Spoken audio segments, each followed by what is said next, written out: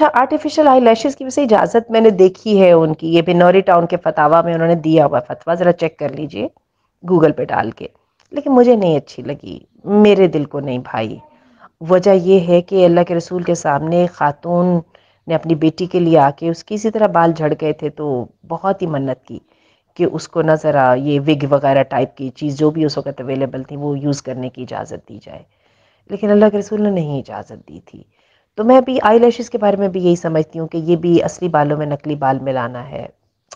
नहीं करते ना कुछ, इसके बजाय वो कर लीजिए। बड़े आजकल वो तरीके आते हैं यूट्यूब पे देखे कि कैसे आईलैशेज़ को थिक करके दिखाना है वगैरह वगैरह, वो मस्कारा ऐसे लगाएं वगैरह वगैरह। तो वो तरीके इस्तेमाल कर लीजिए, छोड़ दीजिए। ब्यूटिफिकेशन को इतनी हद तक सर पे नहीं चढ़ाना चाहिए। आपकी जो असल खूबसूरती है वो आपकी शख्सियत है और उसको नहीं मार कीजिए। मुझे तो यकीन कीजिए ज़ाती तौर पे अच्छा भी नहीं लगता, और मैं देखती हूँ कि आपकी जो है ना पर्सनालिटी मसक हो जाती है एक हद से ज़्यादा अगर हम इन चीज़ों पे जाते हैं। बोटॉक्स वगैरह करवाए हुए लोगों को आपने देखा है, how do they look? They don't look normal. और आप नॉर्मल ही नहीं लग रहे तो क्या करना है आपको? और मैं बताऊँ जो उल्टी सीधी ये मोटी छोटी नाकें और ऐसी वैसी आंखें होती हैं, अपनी अपनी जगह पे इतनी सूट कर रही होती हैं।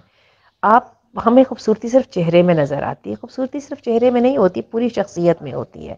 आपकी शख्सियत में कितनी एनर्जी है, ये एनर्जी का एहसास आपको जवान दिखाता है।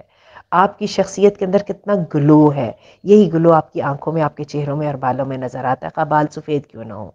और ये बात का आपको भी इतना ही पता है जितना मुझे पता है, लेकिन फिर भी ऑफ्टन हम जो है ना इन चीज़ों के पीछे भागते हैं। कभी टीथ वाइटनिंग हो रही है, कभी वो जो है वो लेज़र वाले काम करवाए जा रहे हैं। कम ऑन देख लीजिए, मर्दों को इतनी मुसीबत नहीं पड़ी हुई। अच्छा ठहरिए, इसके लिए बड़ी खूबसूरत ब्यूटी सिक के नाम से एक किताब है, कमाल की पढ़ने वाली किताब है। मेरी बहुत रिकमेंडेशन है कि उस किताब को पढ़ा जाए।